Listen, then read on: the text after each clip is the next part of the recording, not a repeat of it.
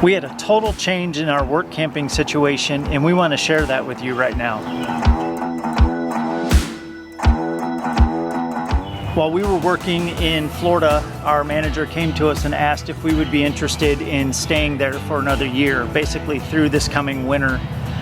And although we were excited to hit the road, we had to think about that and pray about that, and we finally agreed to staying there for another year. Yeah, there were definite parts of it that felt suffocating for both of us. Just staying in one place for a year, that's not why we hit the road. And there were things that we loved about the area too, that we were excited to be there for. So it was really a difficult decision, but ultimately what it came down to is there was a change in ownership due to a very unfortunate death in the family, and the new owner could not agree to the terms that we had with the person who passed away. So because of that, we decided? Yeah, we decided we couldn't agree to those terms. And we decided to do something new. Yeah, we decided to do something completely new, and took a fireworks job. Something that sounded fun, exciting. It was an 8 to 10 week job, and we've never done that, so we just thought it would be cool. Yeah. Unfortunately, the owner of the company was not really good at communication, and from the very get-go we had a very difficult time getting responses, getting questions answered, yeah. Getting any kind of information, solid concrete information other than what it paid. Even the location we weren't really sure about at that time. Yeah. One thing I would add to that is that we have always advocated for everybody to get things in writing, to get agreements, contracts, whatever. And this was a case of we kind of just dropped the ball. We let it go. We didn't push for a contract. We didn't even push for more communication. Like, I was literally not getting answers to my questions, and they were important questions. But there was a reason for that, and the reason was we only had 6 weeks to find a job. By the time our agreement fell through with our contract, we only had 6 weeks before we had to literally be pulling our rig out and hitting the road. Yeah. So we kind of accepted that as, okay, that might just be how he runs his business. Basically, we always know at least 1 year in advance, sometimes more, what our upcoming jobs are. And this was really difficult because we didn't know. So we ended up leaving Florida on our scheduled leave date. And I had confirmed on the phone multiple times that we were going to a building in Kentucky, but we could not get an address, and I'm not sure why, but we couldn't. So we just knew the area we needed to head to in Kentucky, so we made our travel plans based on that. And also in this time, totally unexpected, but when we knew that we were only going to have 6 weeks to find a job, I actually started applying for online jobs. And so grateful. God provided the most incredible job, and I was now working remote. Because of that, it threw a total wrench in our usually free travel plans. We can usually travel any day that we want in the week, and we actually had to wait to travel on Saturdays and Sundays only. So because of that, we made campground arrangements based on that as well. So it just was, it was a crazy. It was crazy. She had to have connectivity, so we had to base our campground selections. I was calling campgrounds and asking, you know, do you have a good signal? Do you have a good signal? Because if you don't, we can't stay there. And we finally landed on the different campgrounds based on their signal. So at this point, we are sitting in Tennessee, and we have a few days before we're leaving, and I start pushing you to get in contact with him because I feel like, okay, we've not had the communication we need. Like, I'm starting to feel a little bit stressed.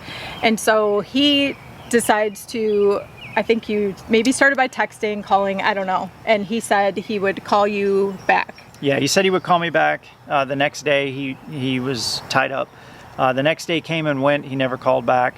The following day I called him again. I believe he answered, but he said he couldn't talk until later that evening, like 6 o'clock. He didn't call at 6. He promised he would call at 6. He didn't call, so I ended up calling him back and he answered. And then we just had a short conversation, but he asked you, where are you going again? yeah, every time we called, he would ask, where are you going? Yeah, we were just like, Kentucky. And we said something about building in Kentucky. And he was like, I don't have a building in Kentucky. And we both were like deer in the headlights looking at each other like, are you kidding me? We have traveled all of this way and we don't have a job to go to now. So he decides to change it. He changed it to a location in Indiana. He gave us 2 locations to choose from, one in Illinois, one in Indiana. But first he said, I don't have any buildings left. Correct. And then suddenly said, I can give you a building in Indiana. So everything was just so... And he wouldn't give us the address. He actually, when I asked for the address, he gave us the town, and then he told me he would meet us at a town north of where we were supposed to work, and he would lead us there. So because of all of this, we started thinking this was a scam. She started thinking it was a scam 2-3 weeks before I did. I just thought he was just lousy with communication. Honestly. But I literally at that point felt like it was a scam. It was so crazy. So you texted then at that point and you asked specifically for an address that we could go to. And at this point, I think we're maybe what, 2 days before we were going to leave? 2 days before. So then we get to 1 day, still haven't heard, 1 day before we're going to leave. And we still don't have an answer. So at this point, we're like, it was the most... I at that point sent him a text and I said, look, for our work arrangements with her working remote, we had to have a plan. We needed to plan ahead and know where we were going to be so that she was ready for work. And I asked him for the address, not even to the location we were working, but to where we were supposed to meet him. We didn't even know where we were meeting.